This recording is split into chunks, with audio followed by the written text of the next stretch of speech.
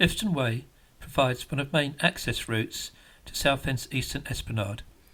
I fished the beach here quite a bit, since this is one of the few spots east of the pier where you have free parking along the seafront itself. The stretch I'm fishing is at Southchurch, one of Southend's suburbs adjacent to Fort Bay. The beach here is popular with locals and day trippers alike. I tend to fish between Ocean Beach Restaurant and Lifstan Way Outfall. This is a record of a session filmed at the end of October and is pretty representative of what the fishing is like here throughout the year. You'll notice the rods here are different to that from the opening scenes, as I tend to use the stretch to try out gear and in particular rigs. So here I'm trying out a 2-hook long snood rig which can be clipped down. I'm using it with a 3-ounce elongated watch type lead. I'm using it for medium range work on my shorter 14-foot estuary rod, but it can be used for distance work as well. My 16-foot Daiwa ground wave rod has a standard 3-hook flapper rig, fished 2 up 1 down. The bottom snood is between 3.5 and 4 foot long. I'm fishing this with pop-up beads and a 5-ounce breakaway flat lead for distance work. I'm fishing over mud flats which are rich in cockles, oysters and whelks. The ground is fairly featureless except for the outfall pipe itself, which traps some of the sediment moving. Since it has some effect on water movement, I'm thinking it may be a fish holding area. I've arrived an hour before the top of the tide, as I don't seem to be very successful here on the flood, preferring to fish over high water and the tide down to about halfway. However, this is a good sign, as I seem to be getting indications straight away. But, as at Shoebury Common, bites can be very difficult to hit. And the other problem is, like most of Southend beaches, and even at this time of the year, it does get plagued with crabs.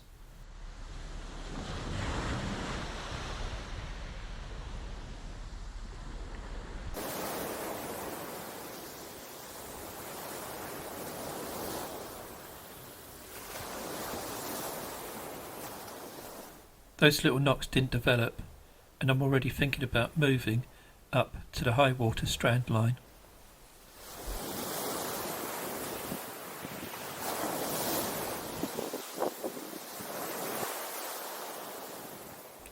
When you get those tiny knocks, holding the rod and slowly dragging the bait sometimes makes them develop into something that you can strike at, but even that didn't work this time.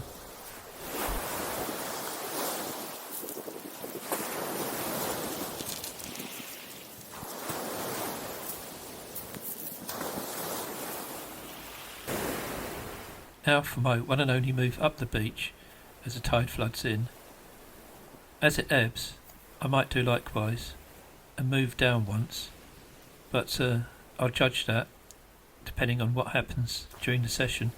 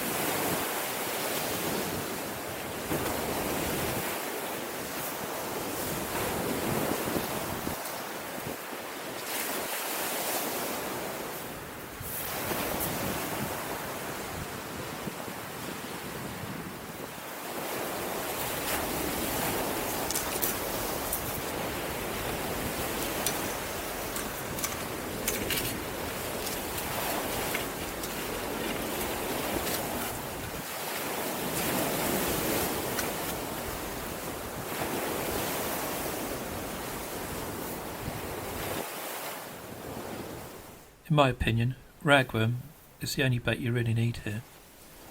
Sometimes in the spring I might use small bits of crab, and that's when I'm hoping there might be flounders around.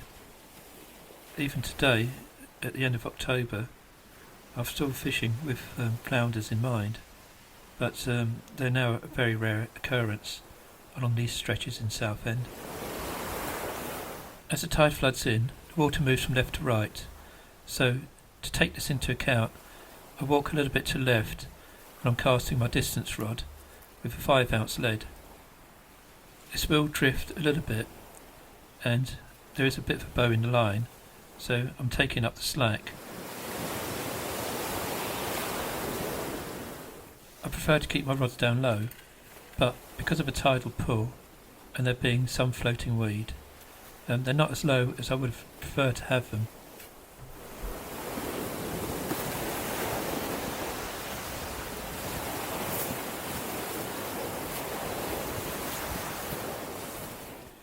My estuary rod with a lighter watch type lead is cast updrift at medium range. This then allows me to fish at 2 ranges with different forms of presentation.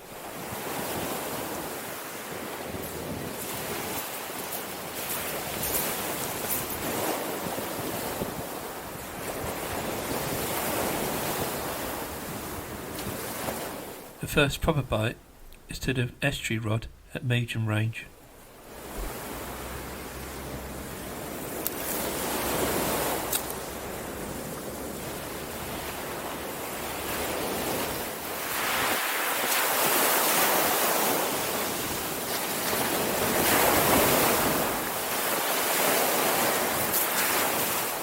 A typically sized schoolie bass to the lower snood.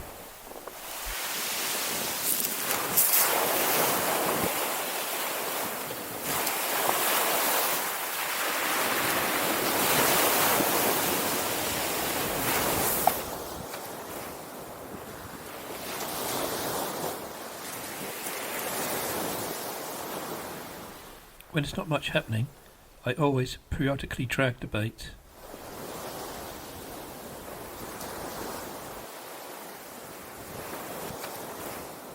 As I mentioned in my other videos, by moving the bait, it's not doing any harm. It might induce a bite, and if for no other reason, you could be putting it away from where crabs are.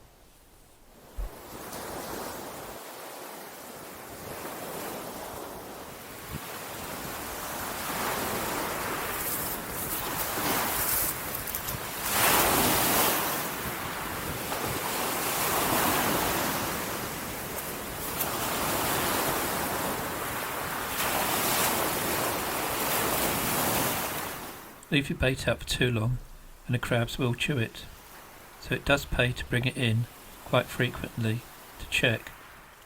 Sometimes you'll need to change the bait completely, other times you'll just need to add a little bit to it, but it doesn't do any harm to keep bringing it in and casting it out.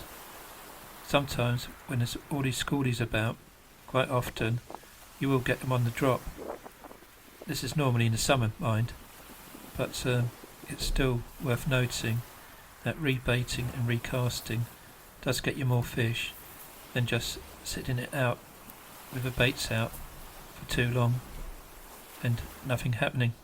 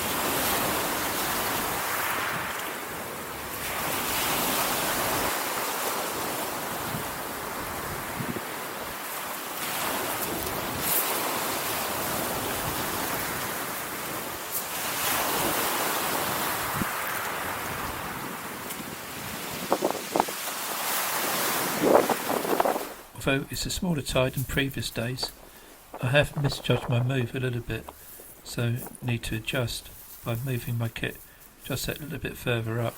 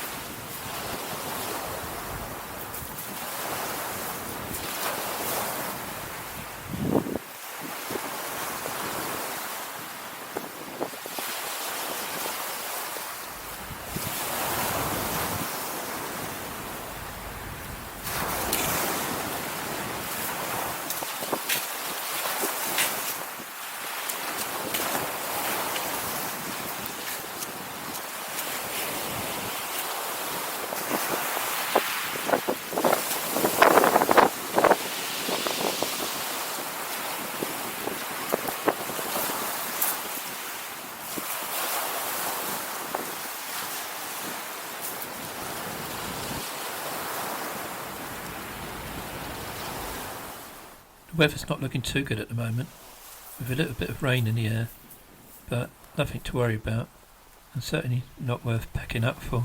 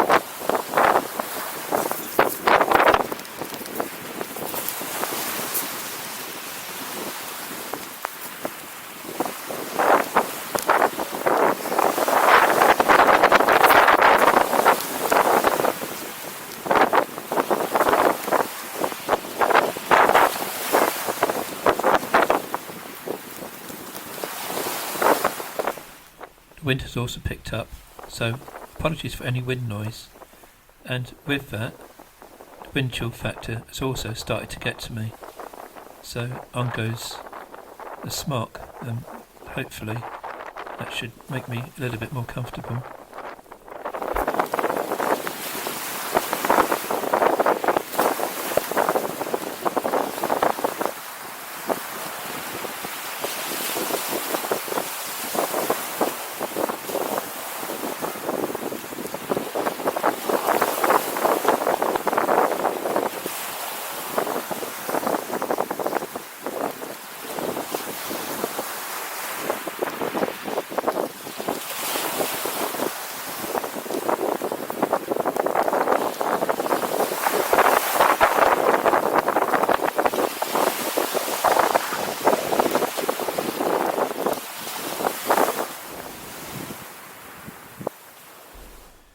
We're now at the top of the tide, and the bites have increased in the last 20 minutes or so.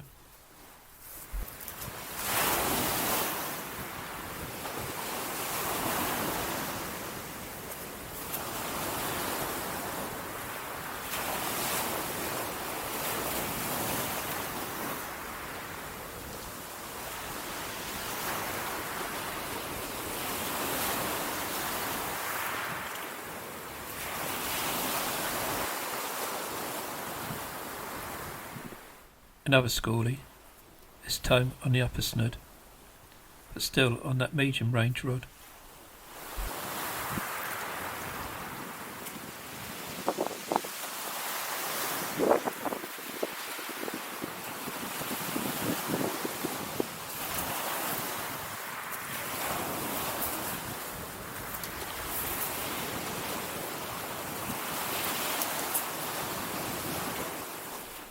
Recasting to the same spot, and identical situation. Another good bite with a similar sized schoolie on.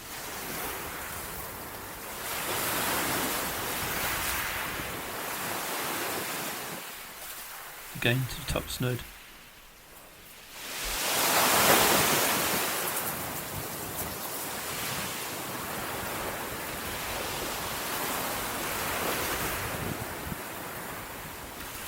This time though, I was trying to unhook it. I get good indications on the distance rod.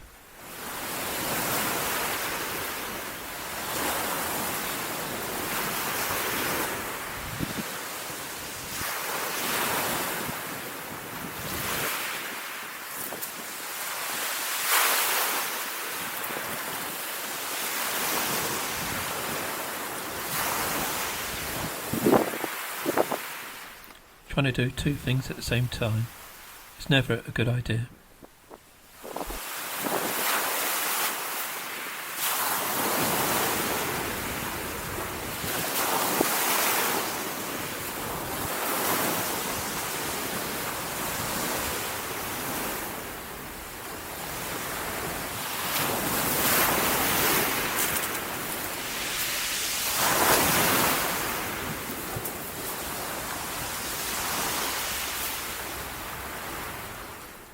However, Striking into that bite seems to have paid off.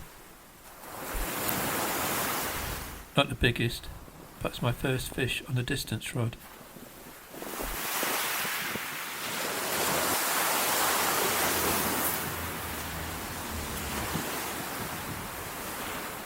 And that fish signals a spurt of action on the distance line.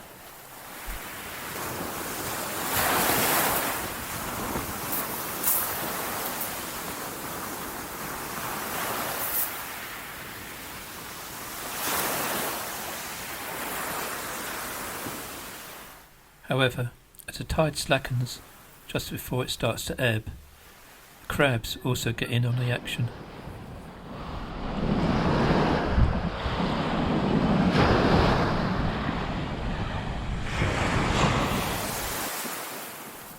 I always find the ebb to be the best time at Southend, and this session is no different to the majority. Plenty of knocks now on the distance rod.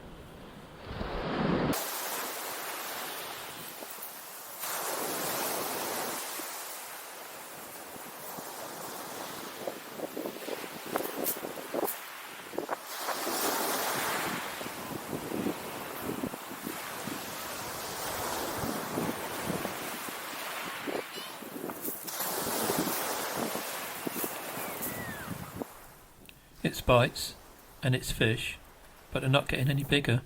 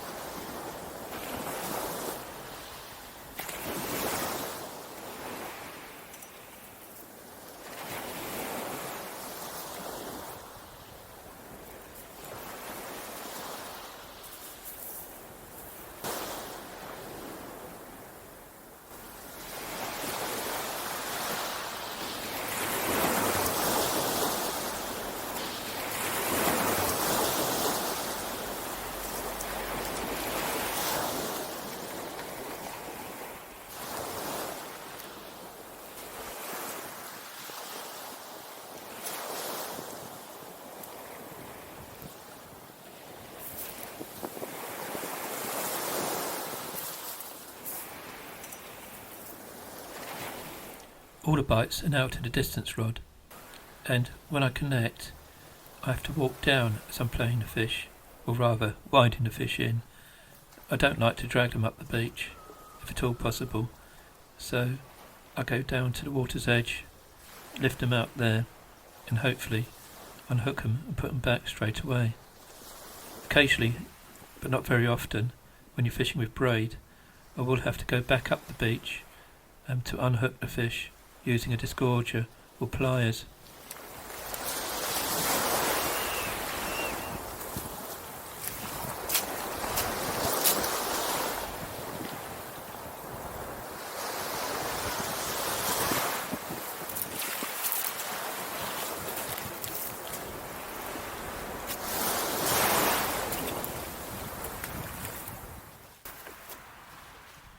Since I'm still catching, I should really have moved my kit down the beach as the tide ebbs.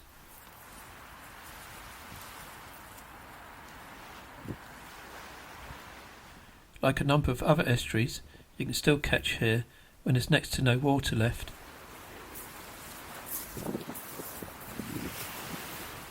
However, walking down the beach to pull the fish in, My kit is now vulnerable to dogs with weak bladders.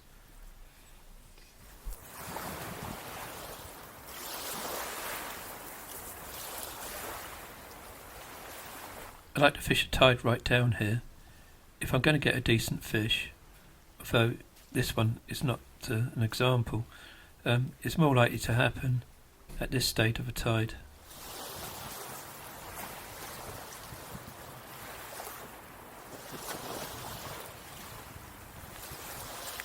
So, nothing big today, but plenty of sport, with 15 Scaldy bass the outcome.